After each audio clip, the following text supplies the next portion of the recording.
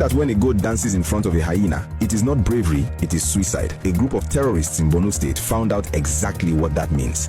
You saw the headline, and yes, it sounds like a scene from an action movie, but this was real life at the forward operating base in Asia. That a massive army of terrorists decided to try their luck by attacking a fortified military headquarters. They came with everything they had: machine guns, rocket-propelled grenades, and heavy explosives, thinking they could overrun the base and raise their flag. But they made one fatal calculation. They forgot that the Nigerian army of 2026 is not the same as the one from the past. Instead of running away, the troops stood their ground, returned fire for fire, and with the help of the Air Force, turned the hunters into the hunted. If you want to know how our gallant troops sent these criminals to the great beyond and recovered a massive arsenal of weapons, please do me a massive favor and smash that like button right now. It helps us celebrate our soldiers who are putting their lives on the line.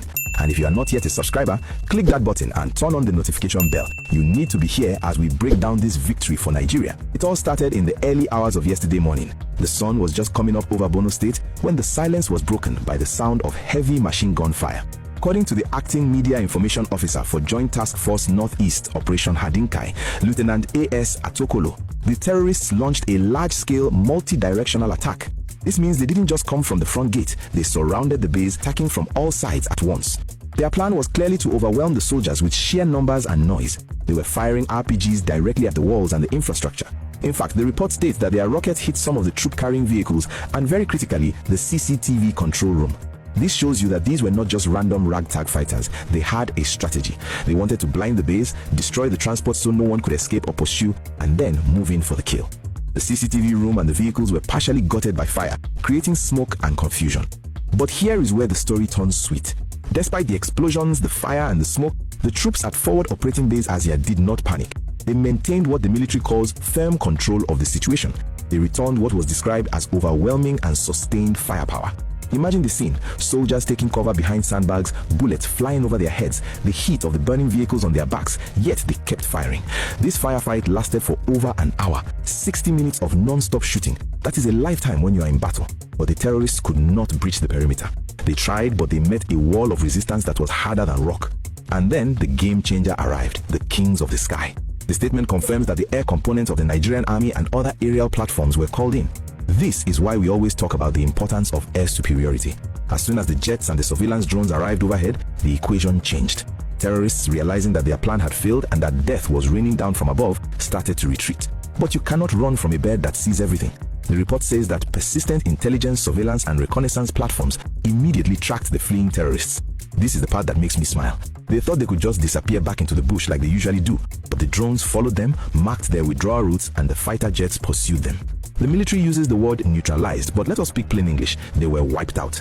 Precision strikes on their escape routes resulted in scores of dead terrorists. It was a massacre of the wicked. The statement confirmed that evidence from the scene showed the terrorists suffered heavy casualties. They came to kill, but they ended up being the ones in body bags. This is a massive blow to their fighting strength and their morale. Imagine the few who survived going back to their camp to tell the others, "We went to Asia and almost nobody came back." That fear is a weapon on its own.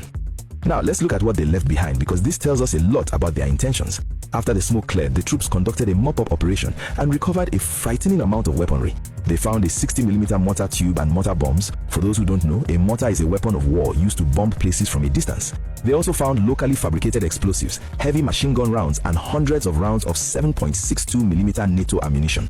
This was not a kidnapping mission. This was a siege. They came prepared for a long war, but they couldn't last more than an hour against the firepower of the Nigerian state.